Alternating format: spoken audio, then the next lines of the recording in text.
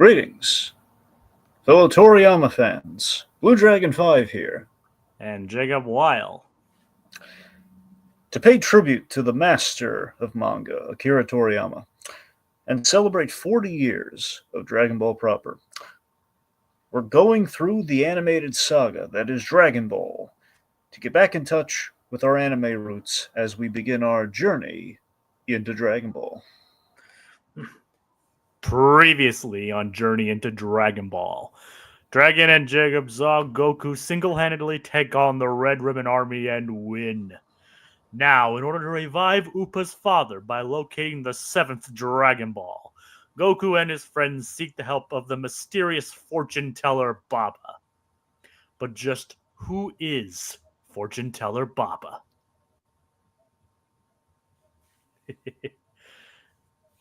So, Dragon, well, who is Fortuneteller Baba? Dun, dun, dun, dun, dun. Dun, dun, dun, dun.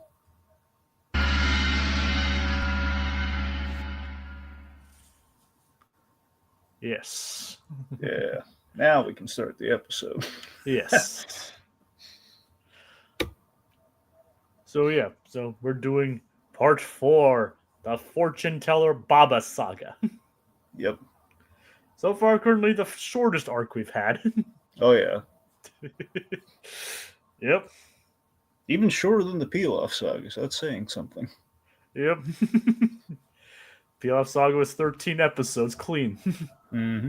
This is about 10 or barely even. No, this is like directly. This is 10 episodes. Yep. Kind of nice, especially after how long the Red Ribbon Army saga was. Mm-hmm. It was kind of a nice change of pace to have a self-contained arc, a little kind of. Mm-hmm. And I've also noticed how long the next arc is too, so kind of in a way, kind of a breather.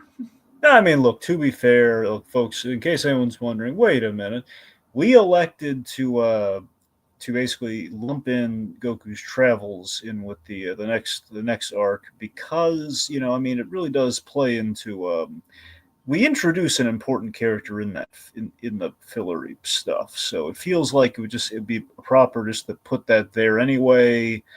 And that's what I'm saying. The whole Fortuneteller Baba saga very much is kind of an epilogue that's necessary to the Red Ribbon Army saga, and that basically, like, the best ending we have plays better in just 10 episodes. So that's kind of where we ended up kind of breaking it down. So yeah, that's pretty much how we discussed it. Yeah, I haven't been going into this so far and again, it did act as a kind of a palate cleanser and a bit of a breather from the the heftiness of the Red Ribbon Army saga. Yeah, because that's like the longest arc we've had so far. So far, that is correct. Yes. That's why like most official wiki list each individual's like commander as its own arc or its own sub arc. Yeah. So, but we're doing it as in 7 parts. So yeah. Although this arc, the funny thing is as we got into the arc, I thought of that there's kind of a funny alternative name for the arc you could go with. Yeah. Goku and friends fight the Universal Monsters. There you go. I mean, it's basically what this is, right? Well, yeah, pretty much. For at least well, three out of 5, or at least 4. In a way. All right. Kind of. But yes, definitely 3 of them. Yeah. So Dragon, let's get into it, shall we? Well, I mean, I think we had some nostalgia, but I mean, we can do that. Yeah. I mean, obviously, you have more to it than I do. All right. So, the Fortuneteller Baba saga is actually kind of it's very special to me because it was like the last. I believe it was the last of my VHS years of Dragon Ball. Like I mentioned, I kind of found that place in the mall that had like the the VHS tapes and the DVDs. That basically was my supplier of Dragon Ball, and also very appropriately, reunited me with Batman. So basically, that place was there for me with Dragon Ball in the interim with Batman, and then eventually rewarded me with Batman. Nice. Anyway, so there was a lot of excitement of kind of this mini tournament of sorts, given how much I love the world, the 21st World Martial Arts Tournament. It's really cool because the horror theme with the very universal monster inspired fighters. Yep. I was very dialed into the location. I just love the construction of Baba's palace. It's the I was very dialed into the mystery of the guy in the bunny mask, like because we built that guy up, and what the heck's this guy's deal? Even though it is kind of obvious who he is. Well, that becomes obvious, but initially you don't think you piece together who it is. Obviously, when you first see him, you're like, okay, who could that be? But as we like learn more about it, I was like, okay, it's painfully obvious who it is. Yeah. But So, like I said, this is a proper ending and resolution to the Red Ribbon Army saga. It's the pursuit of the last Dragon Ball to save Lupa's father, and it serves as an important payoff for Goku's story. In his pursuit of the 4-star Dragon Ball, we really reward him for everything that he's kind of been through. A lot of the selfless acts along the way. It's the good karma kind of thing for Goku. especially highlights his like selflessness in this arc. Like he's desperately seeking the ball to help someone else. Yeah. So it's short, sweet, and debatably the emotional high point in Goku's story, given the ending. So it's is a really nice one. Again, it's a lot of nostalgia just being like on the edge of my seat, wondering what's going to happen, like just popping in the tape. And if memory serves, I don't think I was lucky enough to get the reveal of who the guy in the bunny mask was as a kid. That's the thing. I kind of had to. I forget how I eventually got around to that one, but I don't believe I had the tape for the ending of the Baba Saga. Now were the tapes you got the Funimation dub? Yeah, no, absolutely, yeah. Oh, nice. I did, believe it or not, at some point I did get I got a version of the Pilaf Saga that was the non. I believe it was just I think it was the Ocean dub, or it was whatever the equivalent to the Ocean dub at the time was, where basically it was the censored version of Dragon Ball, or which was like the big green or whatever. Well, I don't know about that, but whatever it was the it was the censored version. Of course, we all know this because of how episode 3 goes. So it's the easy way of telling, like not only are the voices different, but wait a minute, we cut out all the good stuff. Yep. I don't have any experience watching the censored versions. I remember the censored versions, like Master Roshi wants to see her belly button. Oh god. That's what it was. That was the. Yep, not anything else. Yep, and it's like, man, he's really perturbed by seeing her belly button. Yep, and little did we know. Yep. But speaking of Master Roshi, we even get some backstory for him here. Yes, we do. So we come out of this with a lot of we get some world building in this one, which is pretty big. Obviously some backstory, but as well as going forward, so it's going to be very important by the time we get to Dragon Ball Z. Oh yeah. Yeah, mechanics. All right. So overall, how'd you feel about this one? I mean, obviously, I don't have. Honestly, I don't We have. know you don't have nostalgia. Beyond that, how do you feel about it? Well, the thing is, like, I was honestly kind of interested going into this arc, considering you mentioned that it was going to be a shorter one after like the behemoth that the Red Ribbon Army was. Yeah, it's a palate cleanser. Yep, it's like, and as you. So yeah. So I was kind of intrigued going into this. Like I said, going into it, I wasn't expecting Goku to basically fight Goku and friends to fight the Universal monsters. Which. And I was very interested to see who this Fortuneteller Baba was. Like when Master Roshi mentioned who she was and all that.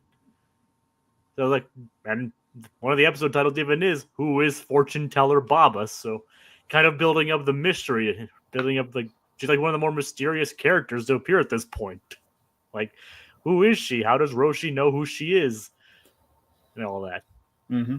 Things only get even more mysterious when you actually visit her. Like, I will tell you, either 10 million zenny, or you fight my fighters. That kind of thing. Yeah. Obviously, they choose to fight. Mm-hmm.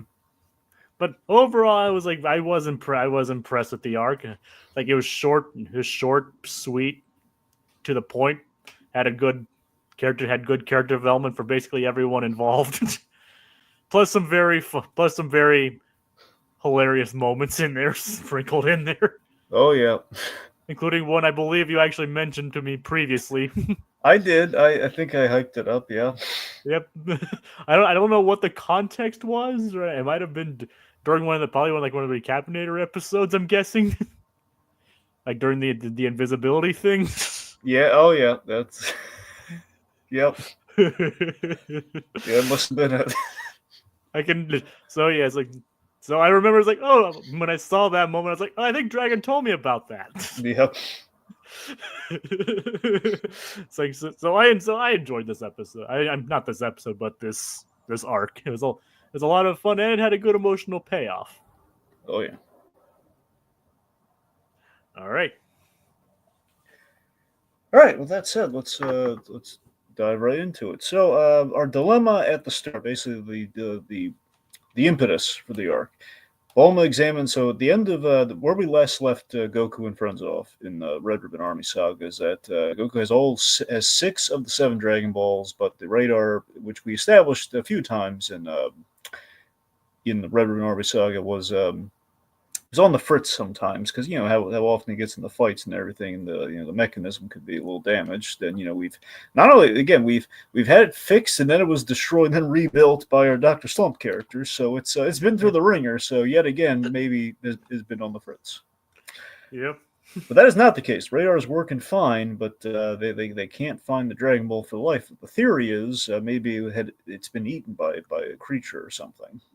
No, it's nothing as we do learn later. It's nothing as extraordinary as that. No, of course not.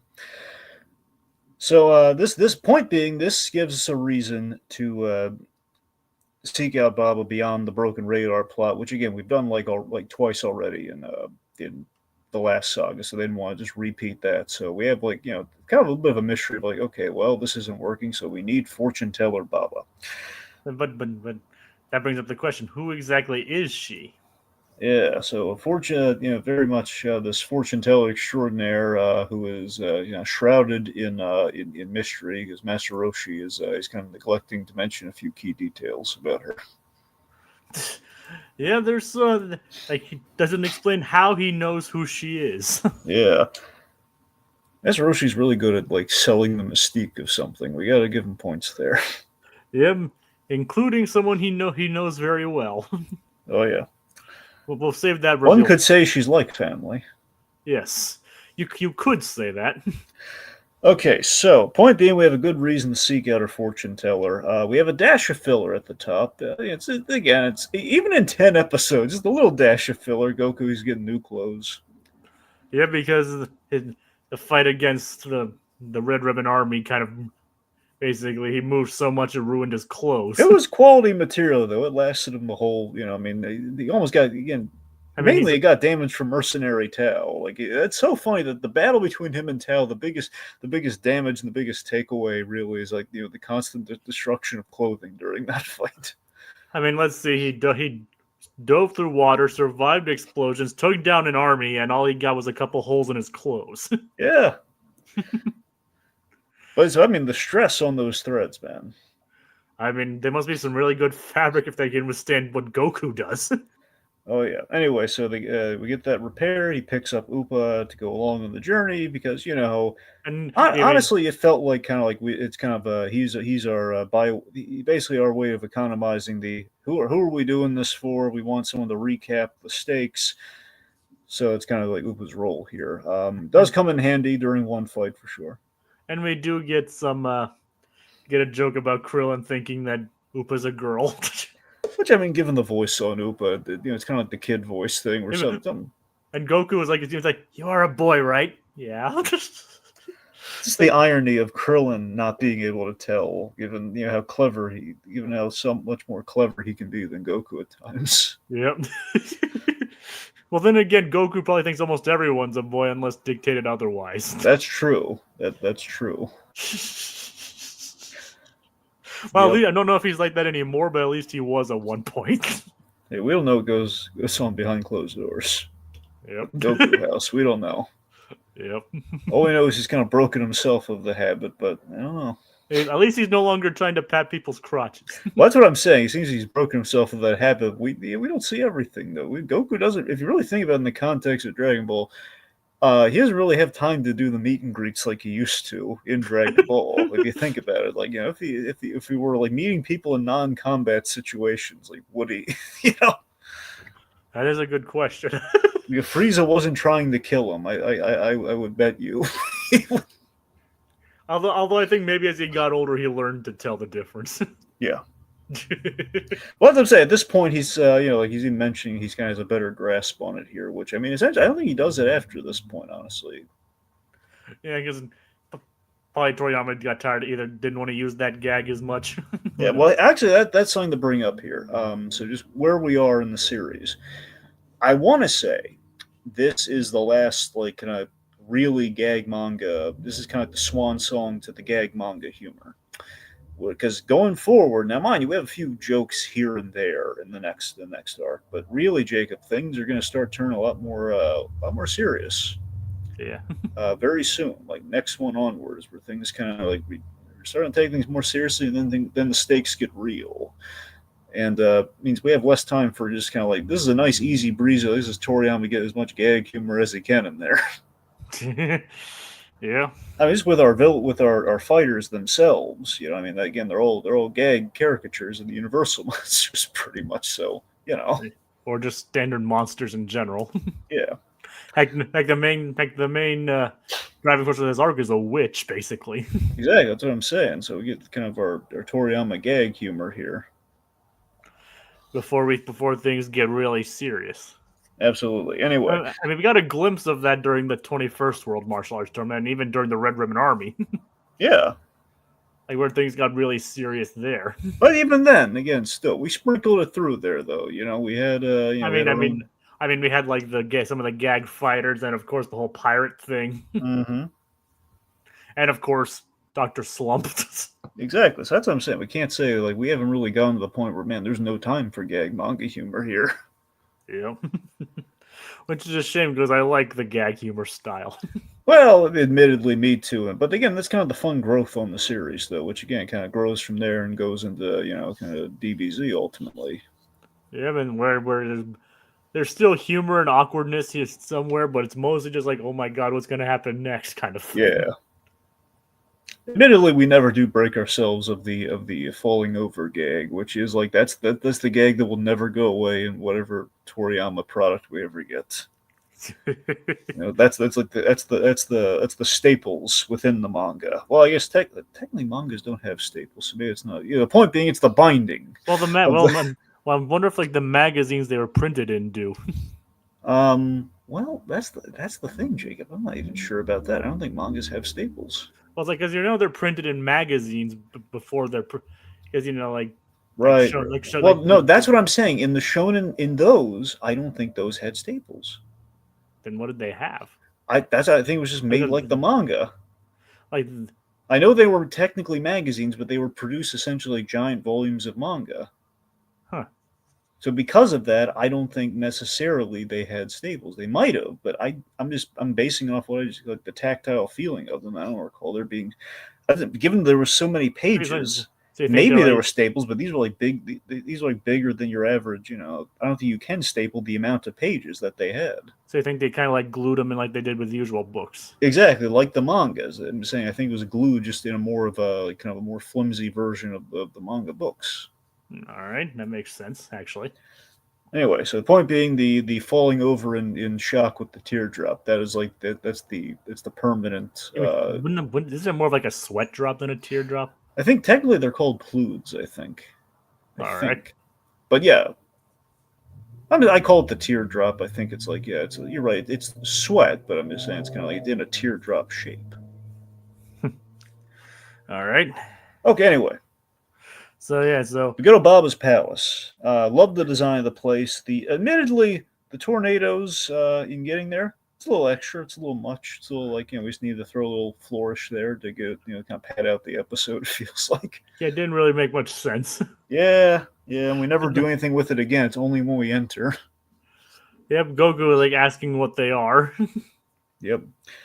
So we have the creepy ghostly greeter, little pink ghost with a straw hat.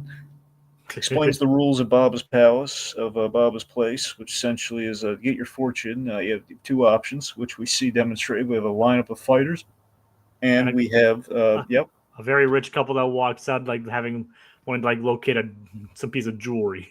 yeah, it's behind the sofa or something, you know. So basically, the options are one, the less painless method. You can, Pay. well, I guess what, It's like pay 10 million zenny. 10 million zenny, or you beat all five fighters. You get a Yes. fortune for free. And obviously the crew can't. The crew of Goku, Puar, Krillin, Upa, and Yamcha can't pay 10 million zenny. Now, I never considered this way back when, but I think this is really clever to think about it.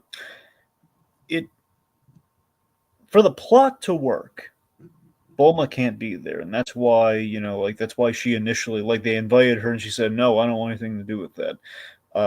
So again, because if she's there, she has 10 million zenny. Yeah, Then we have no story. but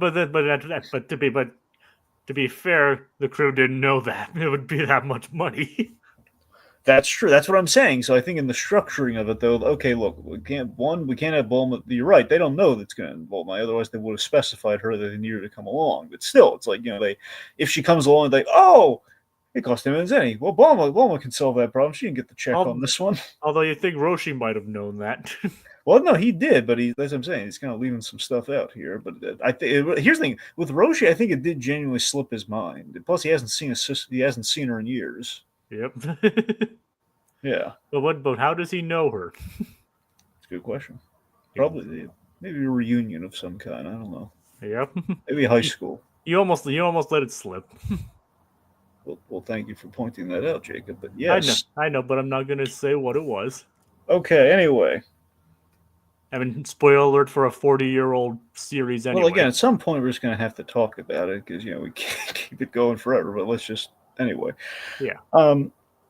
Let's see. So, anyways, the point is that she can't just pay their way out of it. Yamcha. And another thing that keeps the stakes going is that obviously we know by this point Goku could basically floor any of these people. But Yamcha and Krillin, they want to get some practice in. This is before like Roshi agrees to well, obviously Krillin's already training under Roshi, but before Yamcha is officially a new student. So yeah. So they need the practice. They've seen like firsthand like the amazing stuff Goku's done, like defeat the Red Ribbon Army single handedly, being like a 12-year-old kid. So they said so. No, we know basically he'd be able to basically floor any of the opponents. So it's so that's a pretty interesting way Toriyama keeps the stakes high. Yeah. So they're down for a mini tournament. Absolutely. We build up the. I love this. We build up the fighters because we have this group of big burly fighters who are they run home scared, and we do this later on too. We have like the drunk fighters voiced by Pilov's voice actor. He's like, I don't like fighting anymore. It's like I don't even remember. I forget what he said, but he's like, I don't. I remember I always wanted to be an accountant, yeah, or something like that. It was an accountant or something. Yeah. Yeah, it's like I always wanted to be an accountant. That's funny. All right, so Baba herself, fun character voiced by Linda Young. Now, Linda Young, two big roles in two great animes. Of course, for our purposes. Well, sorry, before I get to who she is for our purposes, she's Genkai from Yu Yu Hakusho, the mentor character to Yusuke Urameshi. What's her name? Genkai.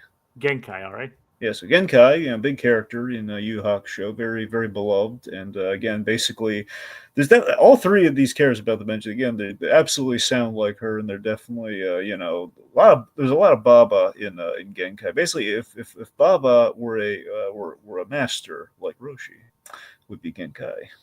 Huh, nice. Also, a bit of a similar hair color technically, because I think she has kind of an aged pink hair, so it's vaguely similar. Anyway, the other big role, For our purposes, Frieza.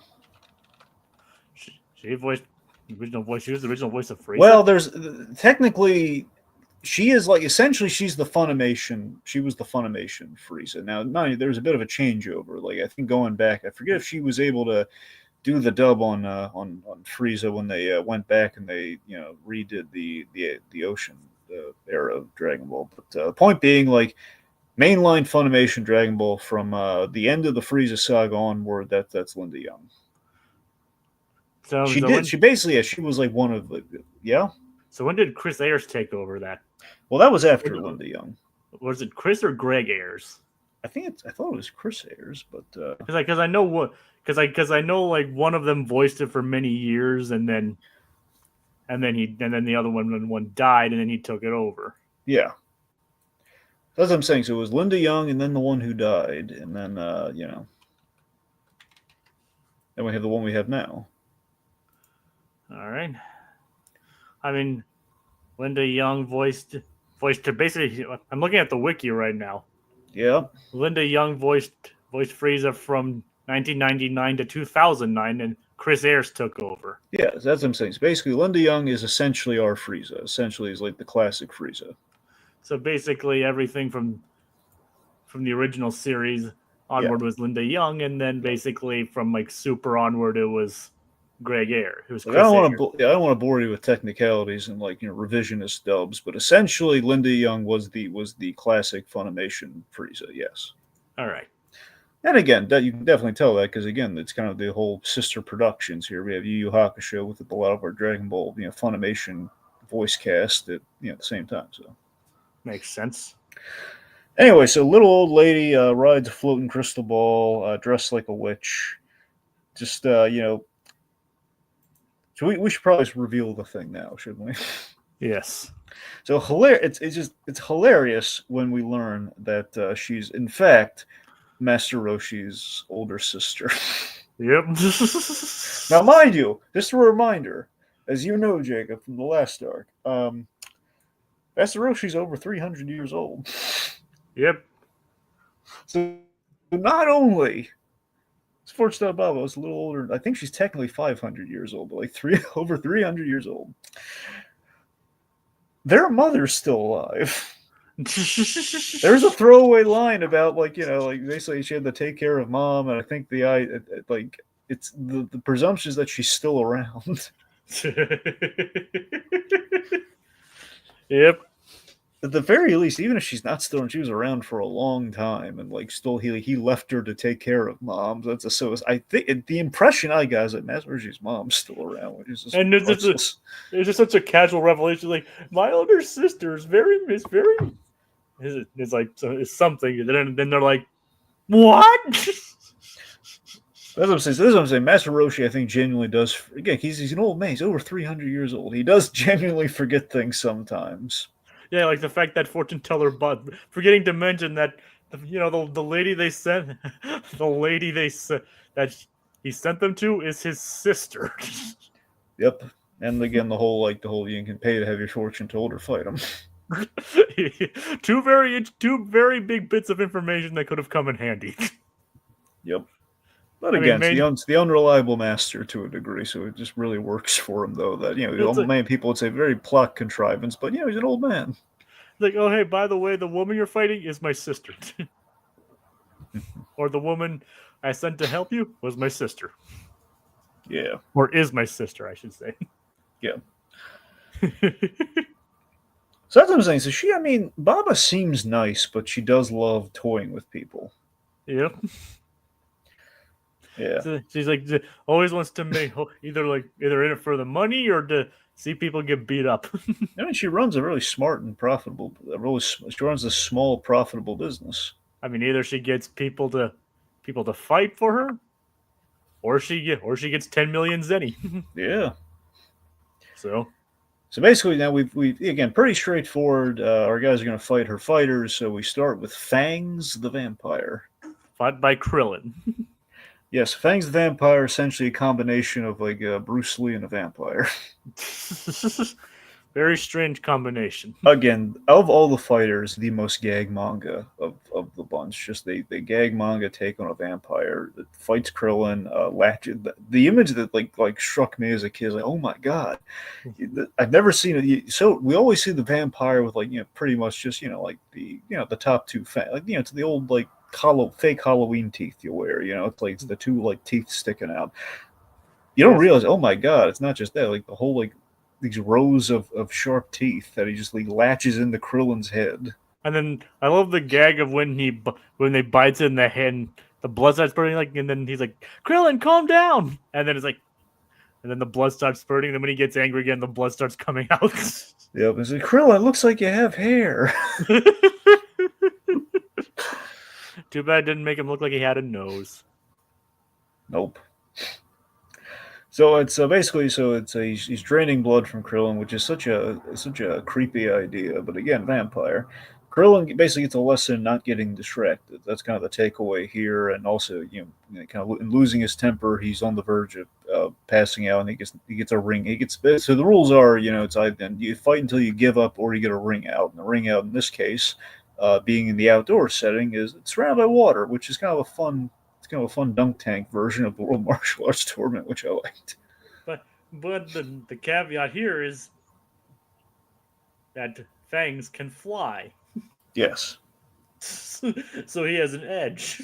Yes, he does. So this leads to the clever stratagem by Upa and Poir. Basically, because they're so small that they're permitted to do a team up battle.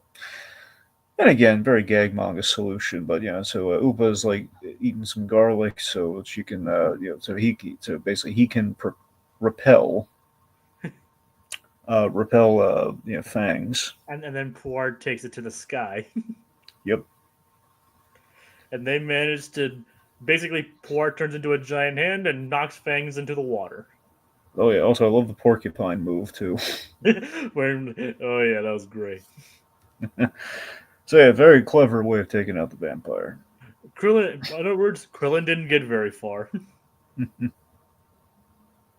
again, Jacob, soak in the gag manga humor because it's going away real soon. Just soak it in. Yep, it was fun while it lasted. Yep. All right, so then we have so Yamcha's in the Yamcha is in the ring now, and his opponent is not a bug, but it's not a bug. It is instead the Invisible Man. See through the Invisible Man. Yes. That is his name. See through the Invisible Man. Yep. If you didn't notice, he's in this picture. Yeah, he's right there. Yep. He's right next to Baba. Yep, you can see Baba's right hand fighter. Yep, you can. You didn't. Right under the. Right under the word ball. Right behind Fangs. Yeah, he's right there. Yep. Anyway. So, despite a good faith attempt, I do love this. I always love this detail. We show that Yamcha, and here's the poor Yamcha in the history of Dragon Ball. Yamcha, in the Pilaf saga, Yamcha was the coolest you're ever going to see Yamcha. Yep. But over time, despite always being like putting in a good faith effort, he's definitely improved. He's getting stronger. He's easily outclassed by every other fighter in the show. And it's not his fault though. It's he is genuinely trying. He's improving. You like Yamcha, but when we again, he's always kind of lacking behind, and it becomes just kind of like he's the tag along. He's pretty much luggage. When we get to the Saiyan saga, the guy's just luggage. He's the holdover, and not that after the Saiyan saga. That's when it becomes luggage because he actually has a role to play in the Saiyan saga. But it's this thing where Yamcha just fell by the wayside. That's the other thing you want to soak up. You want to soak up when Yamcha actually mattered, which is through Dragon Ball, and. I mean, it becomes sad because all the basically main characters from Dragon Ball end up becoming sidelined. Yeah. But again, ultimately, Toriyama didn't. I don't think he knew this at the time, but again, he was kind of building a whole nother world while he was kind of fleshing out this one. And to do that, you need more characters, and they're going to carry over. And unfortunately, it means a lot of our gag manga based kind of like travelogue characters, they kind of have to take a back seat, sadly. Yeah, and as you mentioned, Yamcha did put up a valiant effort. He's actually employing. He actually ended up employing some smart techniques and like listening for see through his footsteps. Was one of my favorite things with Yamcha. I love that he did that, and of course I do love the thing. Okay, well if we have to kind of take that away from him, Baba just singing her essentially her theme song was just The terrible singing. yep, the terrible singing. Yep, which I'm not gonna try and replicate here because I don't even know the words. I'm Right. Fortuneteller Baba. Baba, I want to tell your fortune. But Krillin comes up with an idea. Yes. So oh boy. So Krillin.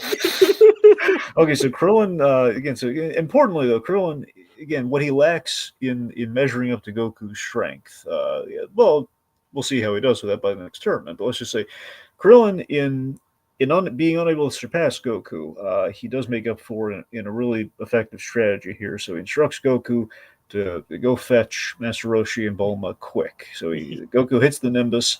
I love this seriously. This gag makes me. This is one of my favorite gags in the whole thing. So when Goku shows up, he finds them flying in the capsule.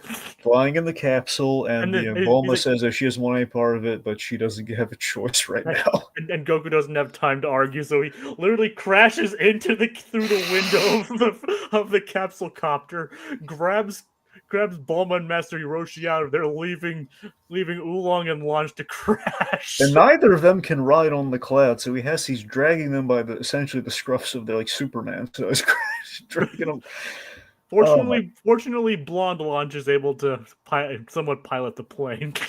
Yeah, but seriously, that still cracks me up to this day. Just see him crash through it, like as if there is no time to debate this.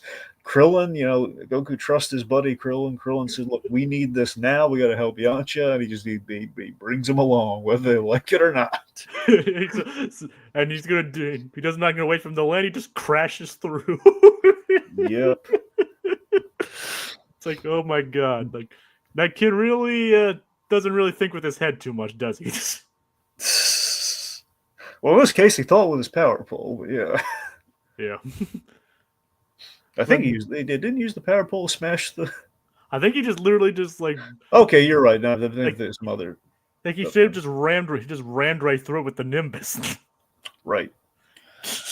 Okay. Anyway, so Yamcha's not doing well in the fight. Goku shows up with Roshi and Bulma, and basically he's like, "Okay, Bulma, stand right here. Roshi, you stand right there." He tells him to stand at attention, so like chin up and everything. Yep. He's confusing them. And then what does he do, Jacob? He lifts Bulma. He takes Bulma's shirt and he pulls it down. Yep, because she's wearing like a tube top. Yep, she's wearing the tube top. And making Master Roshi shoot blood out of his nose. Again, this is the coup d'état of the gag manga humor. By the way, this is like, oh boy, so he pulls it down, and he covers the Invisible Man with Master Roshi's blood. Which again, as a kid, okay, seriously, looking back on it, obviously as a kid, I was like, oh my god, I can't believe we did that. That's awesome. It's hilarious. It's hilarious. That's hilarious and awesome. But now I look back, and I was like, oh my god, that was such a clever use of like the old anime. We use the anime trope in a practical way, and that's that's Toriyama thinking outside the box on that one. Yeah, it's like they get the typical thing, like they see an attractive woman and they're. Yep, one of the oldest, next to the Plu, next to the teardrop and the stumble over, the second most used anime trope. Like the definitive anime trope is the nosebleed at the attractive side. Yep, but then like Toriyama, as you said, found a practical use. Cover the invisible man. So this allows Yamcha to kick the crap out of the see through the Invisible Man, and then Bulma's like throttling. Yep, causes him to surrender. Yep. Bulma's like throttling Krillin, very unhappy, and Master Roshi has this thing where he kind of admonishes Krillin, and he says, I loved every minute of it. It's like that was uncalled for, boy. and I loved every minute of it. God, this is a wonderful Master Roshi mode where it's kind of like, I'm proud of you, boy. it's, it's, like, it's like, that's a tactic I approve of. One could say he's proud of his boy in that moment. It's like, now that's a tactic I'd approve of. Yeah. And he definitely, Bulma definitely didn't, but he did. Well, of course, no. When's Bulma ever happy? Let's be honest. Well, I mean, yeah, that is a good point. I mean, no, she has every right to be upset in this instance, but still. I mean, yeah, obviously. But you know what? This was, in the grand scheme of things, this was revenge for her being very difficult in the last arc. It was for the greater good. Yeah, it was, Let's tell ourselves it was for the greater good. Sure. And yeah, I mean, we had the A, we needed the T. It's like, remember, we did. We had the A in the Pilaf saga. Now we have the T from the Baba saga. And now, remember, she did try to kick Krillin into the lava. So She did. As I'm saying, this is revenge. Maybe not the most appropriate revenge, but revenge nonetheless. I mean, look, it helped Yamcha. It helps revive the young Native American boy's father. It's okay. It all works out. We're reviving. We're helping our friends, the Native Americans here. We're doing this is the Lord's work right now. Oh God. Kami's work. Yep, this is the Kami wanted to see. He sees everything already. This was for Kami. Yeah, this one's for you, Kami. Yep. Let's just say Kami gives 2 thumbs way up. I'm sure that's a reference to something I'll understand later. Well, no, I mean, but you know what 2 thumbs up means, don't you? Yeah, I mean, 2 thumbs up is good. Well, yeah, I'm just saying, 2, Jacob, 2. Yeah, I get that. Okay, now you get it. All right. I just wondering if it's like a reference to something that happens later in the show. No, that's no. All right, just wanted to make just double checking. I mean, actually, it's kind of an incidental reference to a thumbs up thing later in the show. It wasn't 2, but I don't know. The point being, let's file it away as a maybe, regardless. Okay. Okay, so anyways, this is where Master Roshi drops the whole oh yeah, she's my sister. What? So in catching up again, I love that she's not lending Roshi any money. Yeah, it's like she only because it was like 5 zenny or something. And it's like, with interest. It's like, my sister's always been of a yeah. Okay, so I have an older sister myself. I mean, can she tell fortunes? Unfortunately, no. She doesn't ride around in a crystal ball either. Well, maybe she applied herself. Yeah, maybe. She could roll around on a crystal ball. I'm sure everyone can with enough practice. Well, yeah. I mean, but that ball is almost as big as Baba is. Well, that's the challenge, Jacob. Yep. Okay, anyway, so she learns that Goku is Roshi's pupil, and we have this. This is a bit of feel I always really like. It's like I don't think it's in the manga. I think it's purely in the show. It's just this moment of Baba. She and Goku kind of take a shortcut, take a little kind of built-in pathway, and she feeds him. She gives him some food. And basically, she drops a ton of bricks on him, and his reflexes, knock all the bricks, including smacking Baba in the face and see through, giving him a nosebleed. So again, he can't get away from the nosebleeds. It's like he's like, did you know there's a bunch of bricks in your ceiling? There's something wrong with your ceiling. Yeah, completely. You have a hole in your ceiling. They're completely missing out the fact that she's the one who dropped them on him. Yep. So she's impressed, and this prompts her to try and get him to be her fighter. Yes. So I love this bit. Always got okay. So before we get to the offer on Goku, we're inside the palace now, and the Devil's Toilet. Yes. So the Devil's Toilet, a bizarre and menacing arena if I've ever seen one. With a very funny name. Well, of course. Well, it's also it's like 2 demons touching tongues while in the toilet. It's on toilets facing each other. It's a weird setting, man. Yep. Now here's the thing, I love like the stakes here and the danger where it's like the bile like acid or acidic water like below them. So if you get a ring out here, it is fatal. Yep, as demonstrated just by like dropping a steak into it and it's completely eviscerated. Yep. Waste of perfectly good meat. I always loved like the narrow bridge thing was really interesting too. Just the fact that the tongues is it's a very narrow fighting pathway. It was just something different than what we usually see. Yep. Plus, So in seeing the menacing arena, Baba makes an offer. She offers go. It sounds like she offers Goku for the fortune, right? yeah. At this moment, I found very striking. I wonder how you felt about it. Roshi turns very solemn here, and I always love when we do moments like this with Roshi, despite him being such a comedic character at times. Like, I'm sorry I brought you kids into this. He sounds so full of remorse. It's like he knows exactly what's about to happen. Yeah.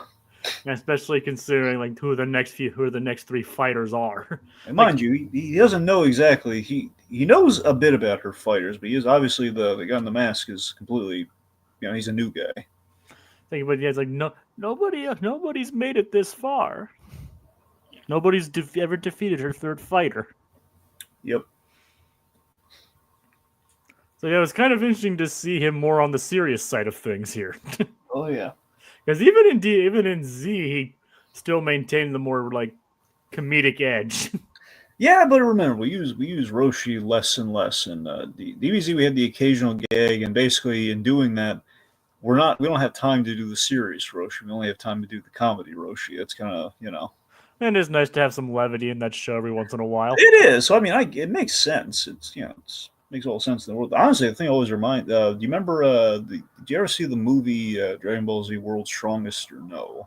The only Dragon Ball movies I've seen are the are Super Bro are The Broly ones. no not the Broly ones, but Battle of Gods, Mm-hmm. Resurrection F, and Super Broly.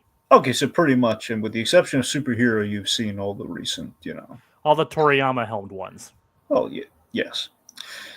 So there was one movie called I believe it's World's Strongest or World's Strongest Fighter. Essentially, in that Master Roshi he is the most we ever do with him. Unfortunately, I think it's only like one fight, but it's really cool. Where basically he takes on three like bioengineered fighters, and again, it's pretty much him as Jackie Chun without the wig on, and it's pretty cool. And again, it's like kind of seeing Roshi do what he did in Z, do what he did, Dragon Ball in Z for a moment, but it only lasts like basically he's stalling until Goku shows up. So but it was neat. Yep. Okay, so like I said, it's a striking moment here. The guilt on Roshi of not warning them about Baba, and with the knowing that some of her fighters are quite infamous, and now Goku's in a position where Goku obviously wants to help Upa out, but this would be at a cost of he'd help Upa out, but he'd be giving away his freedom potentially. So it's there's some risk there. And Upa's like the entire time. Upa's like, "You're doing all this for me." Now that is my one. Okay, that's my one critique of this whole saga, where we do hit the Upa recap button a lot. Like Upa, we get it. Okay, we know we saw the other arc. We love we love everything with your father. We get it. I think we can space. We know that you're here. You helped out in the earlier fight. Let's keep it to one. What do you say, buddy? Where it's just like the constant reminder. This is all my fault. They're like, what about my father? Yep.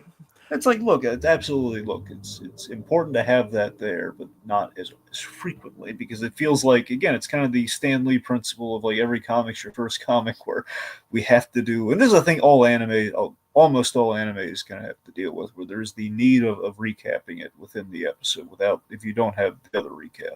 It's kind of been like less and less recently. Yeah, I'm saying back then. Yeah, because obviously they didn't have like streaming and binging things like that, Yeah. or they didn't have like if they weren't able to watch it, they missed something. So it's kind of a necessity back then to just kind of recap things like that. Oh yeah. Okay. Obviously with the advent of being able to rewatch things, streaming, watching things have been easier than ever to watch.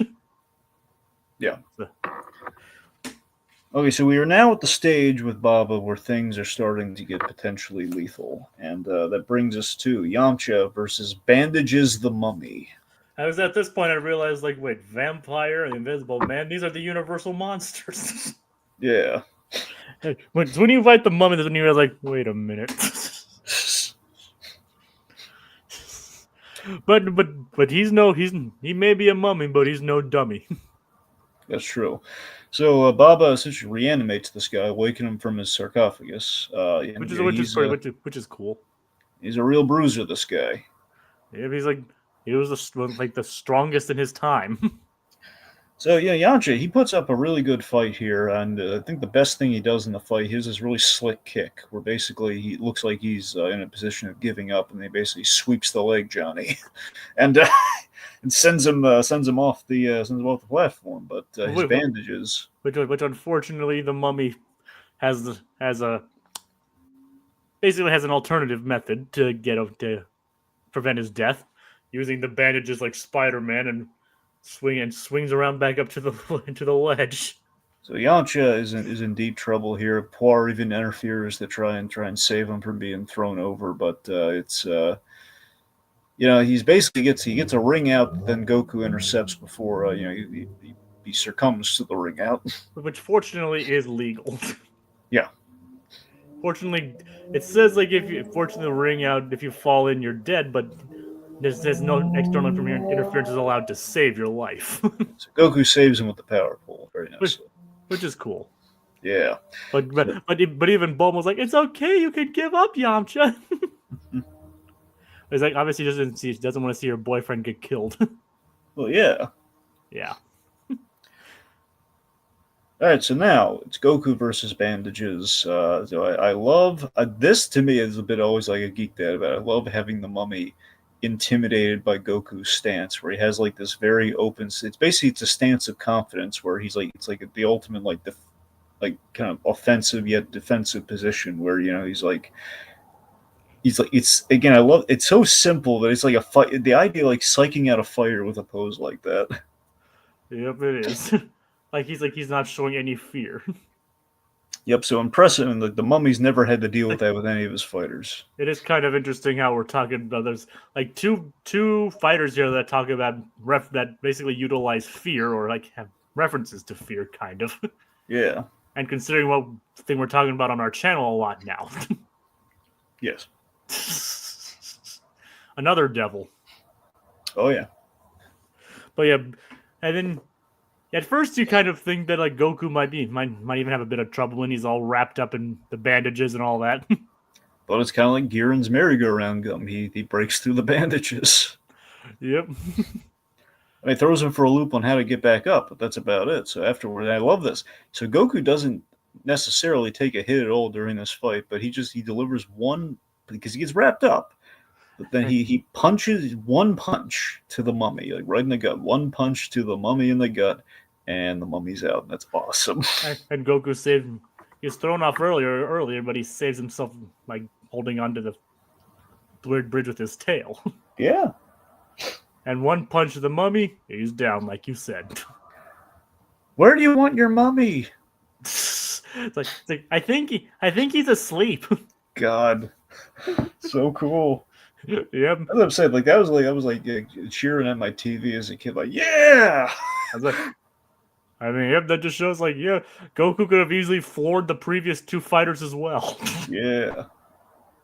So it's like so that's the way they carried on the arc. Like you can't just have Goku fighting everything. Yep.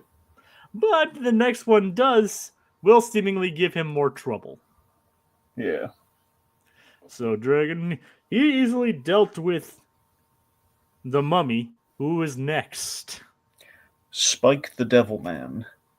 Not be confused with the Devil Man manga running in the same magazines. No. Or Spike Spiegel. No, none of those two. Yep. So this is Spike, interestingly. So we kind of exposit that two things of Spike. One, Spike won two of the World Martial Arts tournaments in the past. Yep. And we also learn one of his deadly techniques once Goku proves to be a bit of a match for him. Yes, and the other thing is that it's curious to Roshi because Roshi knows that Baba usually saves this guy for last. Like he's the toughest fighter, so it is curious that this mysterious bunny man in the halo shirt that he is he's waiting in the wings, and this guy's going before him. Oh, and I had to make a correction. They were not technically in the same magazine. They were in a slightly different named magazine. Well, there we go. Yeah. So Spike he's in the silly devil costume, and his big signature move is the Devil Might Beam. Now the Devil Might Beam essentially manifest all the negative energy and evil in somebody, even like traces of evil in someone's heart, and manifest it into a bomb that essentially would kill them. But then basically you should immediately know that it's not going to have any effect on Goku. Yeah. He doesn't have a single negative thought in his body. Which I love that so much. I mean, he's able to ride the Nimbus. Yeah. That's like just based on that, everyone should automatically know that the beam isn't going to affect Goku at all. Well, that's true, but you know what though? Again, I love the stakes here. I love how Roshi. I love it when Master Roshi freaks out like that. We even had it. It reminded me a lot of the lightning technique from the 21st World Martial Arts Tournament, where he was like warning him, like, this technique is no joke. You need to give up, as in this could kill you, and I don't want to kill you. And then so this is like a similar thing. Roshi getting very serious as the consummate master is like, hey, like Goku, watch out for this, and like Baba is like saying, no, don't. That's too much. Don't do it. Yeah, even Baba didn't want him to do it. Yeah. And Baba was the one like, if you fall into the pit, you're dead. That's what I'm saying. This is saying something of using this technique, and there's the severity around this technique, but again, the logical. Again, you get so caught up in the drama, you forget. Wait a minute, Goku's gonna be fine. Yep. And then Goku's reaction. Can you do it in purple next time? God. So by the way, with this, I love that through this fight, from a character thing on Goku's arc, we hit on the theme of this and the Red Ribbon Army's arc. Is that Goku? He's very innocent, very selfless. There's an inner strength. Within the inner strength, an inner strength lies within the selflessness of what he's doing for Upa and his father. So that's where we're very much we're kind of literalizing here, where man, this guy has no selfish thought at all in what he's doing. So that it saves him. Yep. He's just that pure of a soul. Oh yeah. It is kind of actually nice to have just like a hero without a vice. You know what I mean? He's just a pure-hearted kid. Yeah. So he ends up just kicking the devil man into the ceiling. Again, just one move. Again, one hit. It's like is he stuck? Sorry, I ruined your ceiling. I don't know if he actually says that, but it is something he would probably say. Yeah. But again, it is refreshing, just like to have a hero, just a pure, kind-hearted hero like Goku. Oh yeah. So then that brings us to the mystery fighter in the bunny mask who asks for a less lethal change in venue. He wants to take the fight outside. Which brings us full circle to kind of how our fight started, which I thought was a nice touch. So Goku curiously recognizes the scent here. So again, to us, to the scrutinizing audience, they can probably put together what's going on here. Like, okay, we recognize the scent, an old man, very good fighter, and of course the big one knows the Kamehameha wave. That's like the last straw there. Of course, you know that. It's like he bows to the mysterious man. Yep. Like he knows the Kamehameha, of which only one other person should know. Uh-huh. Well, technically, Goku thinks another person would know, considering he thinks Jackie Chun is. Yeah, that's the thing. It could have been Jackie Chun the whole time. Jackie, did you die? Yeah. No, I'm perfectly fine. In hindsight, Jackie Chun really just should have used that mask. In hindsight, it would have saved him a lot of trouble with that wig. Yep. He didn't have to super glue it on. Yeah. Anyway. So, Let's see. The point being, so during the fight, the Goku is very evenly matched. This is the big fight of this saga, and it's an amazing fight. So see, Goku again, I he's mean, been coasting. He literally has coasted past all the fights in this arc as a fun like misdirect of okay, you think this might be a piece of cake, but no, no, no. Save the best for last. And after everything he's went through in the Red Ribbon Army side, this one's like the actual challenge of the whole shebang. this is basically what the arc was building up to. Exactly. I love the initial strike. How they're basically locked in. It looks like they charge at each other, and then they're kind of locked in at the knees. It's just the fact that again it's like such a little thing of just like seeing who's going to like kind of win the game, almost the game of chicken between them being locked in a combat stance together. And once Master Roshi reveals who it is, it explains a lot. We have a lot of great fight animation here too. Like But Goku absorbs the kick. he absorbs the kick, like when they get shot into the air. Mm-hmm. The Kamehameha wave moment. Yep. Goku thinking that he's won, Yep.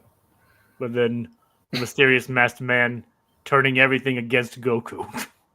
Yeah. So he grabs Goku's tail, which is his kryptonite, which which nobody should have known. Yep. Now, importantly, we demonstrate the tail weakness for the first time to Krillin. Yeah, but he figured out earlier when Bulma blurted it. Well, yeah. So Bulma mentioned there's the question. Like, well, there's the thing. So, how did he know that? Well, I mean, Bulma did shout it out there earlier. Yep. But there is another way he could have known. Yeah, he raised him. Yep. So we basically this confirms Roshi's suspicion that it basically is somehow a revived Gohan. Grandpa of course, Gohan. Grandpa Gohan. Yes. Yeah, so this is, and again, like they're wondering why the heck is he beating on his poor grandson like this? It's like we obviously like mercilessly, he's grabbing him by the tail and he's like throwing him around very brutally, mind you, like bam, bam, like Goku's like, of course, he's lost these bodies. He could very much like Kryptonite. The Superman has become very weak, and he's just being like tossed around like a rag doll. And in hindsight, it does kind of explain why my Goku's so strong was strong at the beginning of the show too. Mm-hmm. Because because Grandpa Gohan was already pretty strong. Yeah. So yeah. And he was an expert fighter. Yep. So let's see. So and while this is happening, he's Goku's he's been on top of things so much, but at this point, yeah, he's kind of taking a beating here, and he's been swung around by his tail so much so his tail snaps off completely. Yep, but which completely negates his weakness.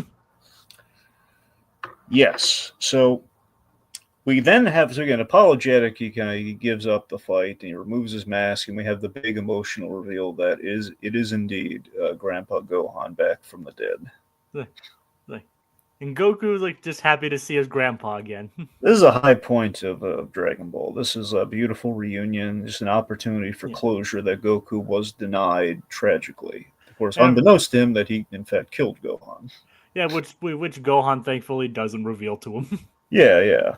But Goku gets closure here. He gets to say goodbye to him and show him. In a sense, this is so beautiful that he gets to show how much he's grown as a fighter, inspired by Grandpa Gohan, and also he's made friends. Like Gohan's like I love how grateful Gohan is that he's made such nice friends, and like Master Roshi is kind of taking him under his wing.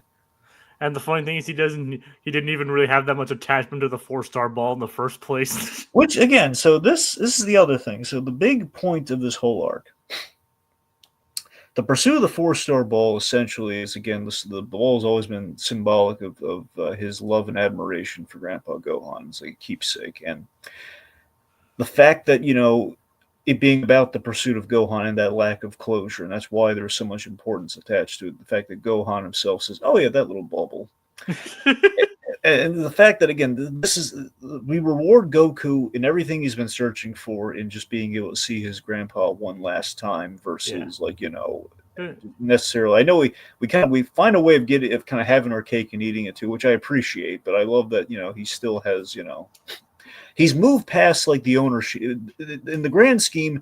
He's moved past the ownership of the 4-star ball. we find out he still keeps it. He still tries to keep it with him. He does, and we again over time, like Goku does like to kind of have the 4-star ball, as we see at the very start of Dragon Ball Z. But But yeah, it's like, but he finally got that closure with Grandpa. He no longer like thinks the ball is his grandpa. yeah. But he realizes that Gohan is dead and can't stay for long. But so So a but couple things here. So I love that Bulma kind of recaps the show for Gohan real quick, yep.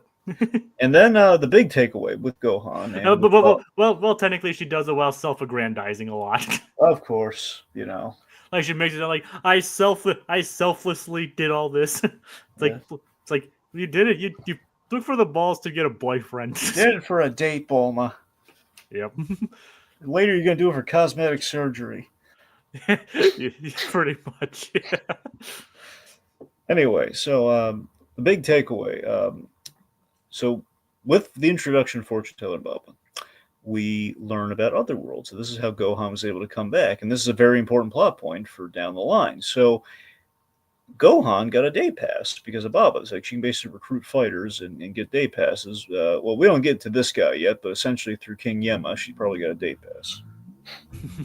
So we figure out the existence of the afterlife, basically. Yeah, which is, throws everybody else but Goku. Yeah. So Yeah. it's the introduction to the concept of the afterlife and the whole idea of maybe coming back for like a 24-hour period. And the way we visualize it, they literally have a halo over their heads, Obviously a cartoony visual. which is great. Yep. And basically, if I remember correctly, he basically asked Baba to be able to fight when with her new batch. So basically, he'd be able to go up against Goku. Like he knew that like she learned that Goku was coming, and he was like, "Can I be a part of this?" And basically, He probably beat anyone that she was considering just to prove his wherewithal, and like he'd be a valuable asset. Because she doesn't know that he's his grandpa until until he basically tells her. Yeah. And the entire time he was like basically testing Goku not to be so reliant on, what I'm trying to say is like to be more protective of his weakness. To basically strengthen his weakness, the move past the tail weakness. Yes. Which again, I love that in Gohan coming back, he does impart a very important. Besides the emotional closure, he imparts the one lesson he wasn't able to. Again, this is very important though in the series in the grand scheme of the series, is that the tail has always been Goku's biggest weakness, and also the tail is what got Gohan killed. So it has always been kind of like and as we learn later on, this is kind of the symbol of the potential that Goku has always had within him and the strength and where it emanates from. So the tail is both his biggest strength, but has also been the thing that is like either brought tragedy or brought weakness to it. It's been like the crack in the armor for Goku in a sense. Yeah. Not that it's like a big dramatic symbol for him per se, but I'm saying it is a representation of power and like it's an advantage, something lighthearted, but also, there's it's a target on his back. It's something that could easily be, kind of used against him. And it's Gohan in redeeming. Yeah. Which someone tries to take advantage of this arc. Oh yeah. So that's the thing. So it's something that, again, because there's the debate if the tail makes him stronger or not, which again, in a sense it does. It used to, in the Pilaf saga, we established that Goku's off balance without his tail. Like it's kind of a thing he needs to get used to. So it looks like he's a lot better with it now because again he did go through a lot of the basically it only reappeared during the tournament. Yeah, that's what. Yes, he basically he kind of adjusted for it until he got it back in the tournament. So it seems like he has a good grasp on it. So that's why he's not off balance now. Yeah. Regardless, it's like Gohan, kind of the unfinished business that also kind of got him killed. So the tail is, And it was also nice. It was also nice for him to be reunited with Master Roshi. Yeah, which is, of course, we always mention like the Ox King and Gohan were like the students of Roshi, so it's nice. And again, it's like kind of like he only takes on 2 at a time. It seems. So they may Bulma kind of helps Yamcha out by saying, I might stop by and go for a swim. He's like, I have this new bikini. Yep. So he's like, sold. he's like, he doesn't want to take Yamcha on. He's like, I have this new bikini. Guess what, Yamcha, you're hired. Now, mind you, had they just waited, he's gonna be down to one student anyway because he basically turns Goku away. So he could have, Well, I mean, maybe. I think he turned Goku away because. Well, yeah, because he has nothing left to teach him. We know that. Yeah. So either way, he's still gonna be down to one student. So. Yeah, but we're not quite done with the arc yet. You're right, because Baba, she prognosticates the fortune. She tells us where the seventh ball is, and we go full circle to the arc, to the Red Ribbon Army saga here, where the Peel-Off gang, now armed with mechs, they have the seventh ball, and they predicted that somebody would come to them, and that way they would have all 7 balls. So they've been spying on Goku. They saw the tail weakness during the fight. Again, plot conveniency, but that's Toriyama the 40th time. Sometimes you can do that. It's like he somehow has this like worldwide spy satellite that can spy in on people with and figure out that Goku has a weakness with his tail. But also somehow can't get at the other balls, and is somehow able to get something that can block the dragon radar. It's the fact that if he really applied himself, he could take over the world. But it's just the fact that he just has no genuine good ideas about how to do it. We mentioned that here. We have like a gag here. It's like, well, what are you going to do to rule the world, sire? Says, like where she was basically like pestering about the plan. Yep. It's like, well, it's like, shut up, Shu, it's my plan. Oh my God. So I thought it was appropriate that we went full circle at Peel-Off, because it all starts at Peel-Off anyway. And also, it felt kind of right because Peel-Off at the start of the Red Ribbon Army saga, he had like the nightmare about Goku turning into the giant ape. So it feels it's kind of appropriate that the whole lack of tail is. Yep. It's like he plans to utilize the weakness because he knows that Goku's going to be coming after him. Yep. So anyway, so they have they have a fight. Goku obviously beats the mechs, and the mechs are fun. And even Goku's, and even after that fight, Pilos is like, just take it. Just take the ball. However, in trying to get to the tail weakness, they burn off his pants to reveal no tail. They give up after he beats the tar out of him, and I foreshadowed this for you with Shu, putting on the Goku head. Yep, where Shu gives Goku his clothes. Yep. So now we've kind of manifested Goku wearing Shu's outfit. So now it actually is, It actually is him. It's actually him this time. And by the way, I always like this outfit on Goku. Now I'm gonna tell you this. Yeah. Well, you know what? Actually, I'm gonna wait to tell you this. I'm gonna tell you this when we get to the next one. In the next arc? Yes, the next arc. Okay. All right. Anyway, I'm kind of intrigued now, but hopefully you remember to tell me. I'll remember to tell you. It's nothing major, but I'll tell you. So the point we have the new outfit thanks to Shu. We revive Bora. Yep, they used summoning the great dragon. Yep, we summon the dragon. Goku then awesomely, and I always love this, is how we get our cake and eat it too. Like he follows the trajectory of the 4-star ball, jumps up and grabs it, and he's able to keep it. As a kid, that was like the coolest thing, because it was like a thing you always think about this sort of thing. Man, it's a shame they can't just they can all fly. Why can't they? But later on, Dragon Ball Z, they can all fly. Why can't they just go up and just grab the balls? So it's like, you imagine if they could, jump and somehow stop the balls from shooting out all across the world. They just have them. Yep.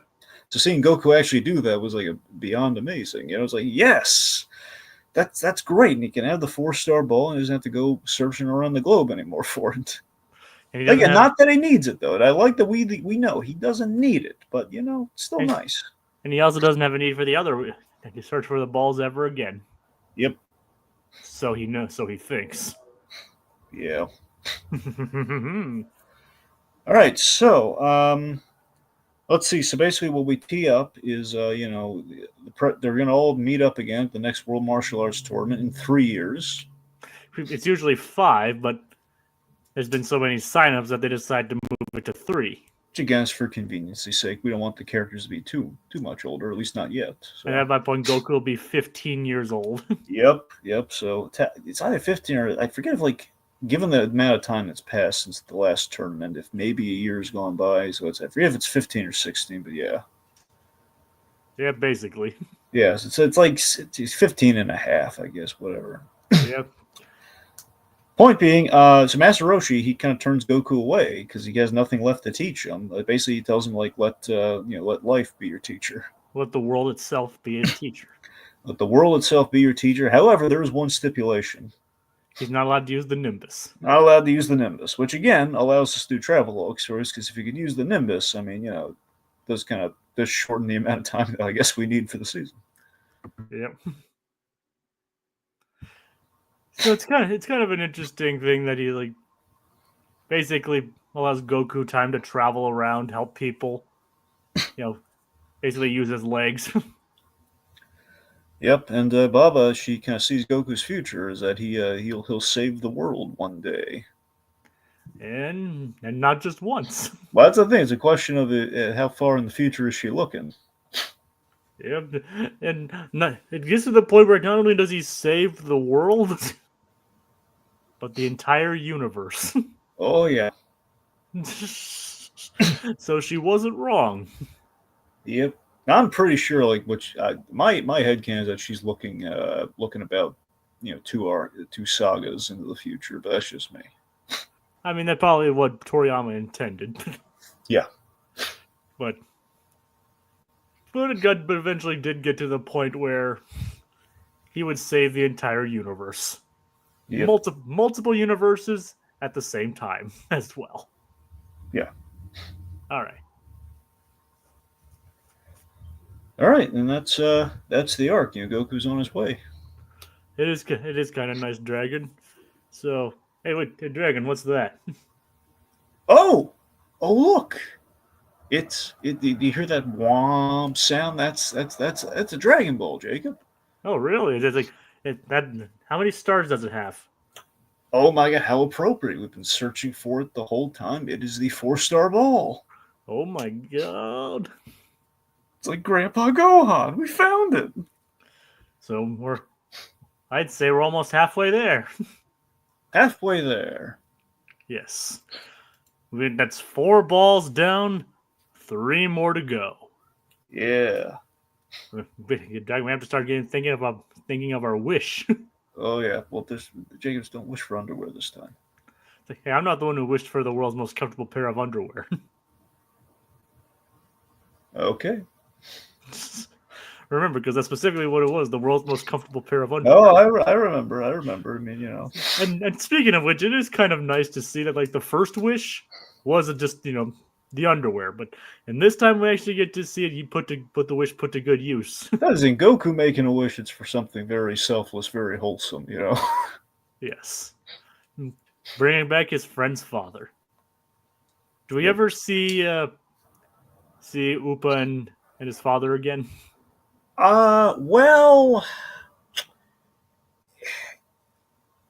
I believe Upa reappears in GT. I don't know if he appears. I don't know if he has he might have a cameo in the Demon King Piccolo saga, but actually, wait, no, I don't. They do both show up. I remembered. Yeah, they show up there in the Piccolo saga. Yeah, because so remember, so Jacob, file this away. When Bora's very grateful to Goku, and he basically, they're going to continue to, protect, Korin Tower, the land around Korin Tower, and everything as they usually do, and he does hope to one day repay Goku. So that is that's something we might see pay off in the Demon Piccolo side. Oh, nice. And what about Baba? I completely forgot about it. Oh yeah, we're definitely seeing Baba again. Oh, nice. We haven't. Definitely, we're definitely gonna see Baba. We haven't seen the last of her. Yeah, we're gonna see her in both shows actually. In this show and Z. Oh yeah, absolutely. All right. Well, I'm looking forward to that. All right. So I think that's all we've got to. I think that's all we have to say. Yeah. It was a short arc for sure, but we had a lot to say. So Dragon, I'll take us out. Sound good? Sure. With nothing left to teach him, Master Roshi sends Goku on his way to let life and the world itself be his teacher. Now, for the next 3 years, Goku will travel the globe in preparation for the 22nd World Martial Arts Tournament. Next time on Journey into Dragon Ball.